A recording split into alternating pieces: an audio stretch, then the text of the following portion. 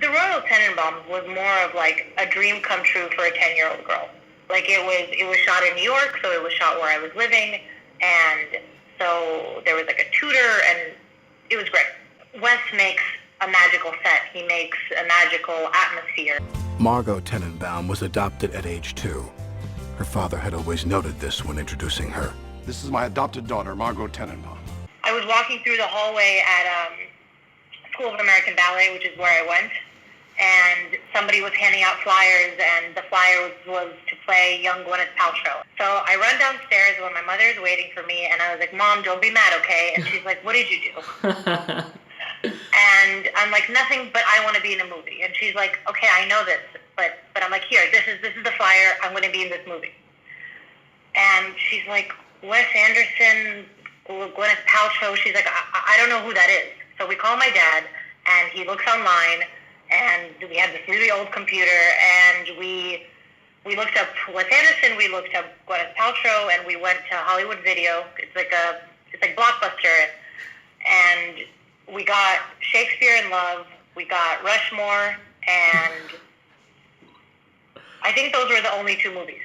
And then we came home and we watched them, and I was like, cool, I look like her.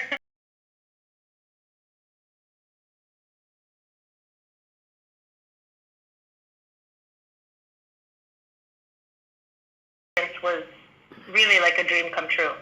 Everyone was just so nice to me. Like, I didn't know who any of these people were, and my parents, again, weren't we were like Russian. So this was a whole new world for us. There was other kids there and other parents who were like really trying to get their kids to be like famous actors, and my mom was just like, I don't know, she wants to be in a movie now. Like, there was no pressure. Yeah. And I remember,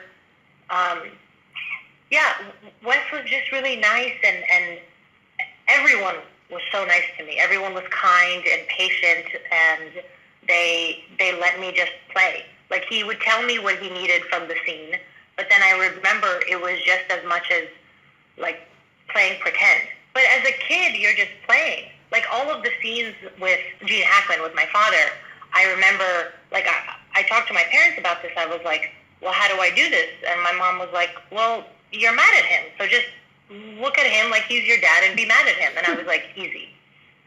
Good night, everyone. Oh, sweetie, don't be mad at me. That's just one man's opinion. He told me, I remember talking to him one time, and this was very funny, and I asked him, like, how does it feel to be an actor? Like, you've done so many cool movies. But the thing is, I didn't know this. This is something my dad was like, he's done a lot of really cool movies. So I was like, oh, okay, my dad thinks you're cool. I guess you're cool.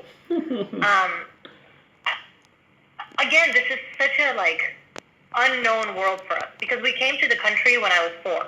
So 6 years later, to all of a sudden be, like, meeting Gene Hackman, who's this, like, you know, yeah. Especially then. But he told me, he was like, don't do it. Don't become an actor. It's too hard. It's too tough. Like, don't do it. It'll be awful. And I was like, but you're doing it. He's like, it's too late for me. Happy birthday to you. Happy birthday to you.